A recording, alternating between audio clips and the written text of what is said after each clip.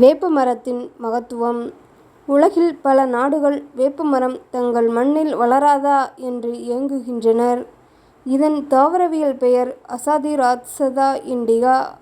சித்த ஆயுர்வேத மருத்துவத்தில் வீக்கம், தொற்றுநோய், காய்ச்சல், தோல் நோய்கள், பல் சார்ந்த பிரச்னைகள் உள்ளிட்ட பல நோய்களுக்கு வேம்பு சிறந்த மருந்தாக இருக்கிறது. கடும் வெயிலால் ஏற்படும் பித்த பாதிப்புகளை தணித்து உடலை குளிர்விக்கும் இயல்பை கொண்டது.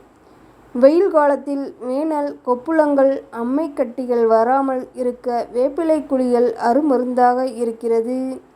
தோலை மென்மையாக்கும் தன்மை வேம்புக்கு உண்டு என்பதால் இது ஆயுர்வேத மருத்துவத்தில் தோலின் ராணி என்று அழைக்கப்படுகிறது. வேப்பங்குச்சி கொண்டு பல் துலக்கி வாயில் உள்ள கிருமிகளை நீக்கலாம்.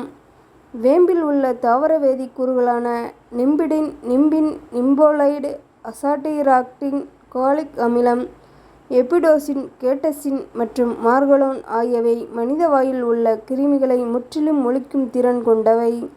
அவ்வப்போது டாக்டர்கள் பரிந்துரைக்கும் அளவில் வேப்பிலைச்சாறு குடித்து வந்தால் உடலின் செல்கள் புதுப்பிக்கப்பட்டு இளமையான பொலிவு ஏற்படும்.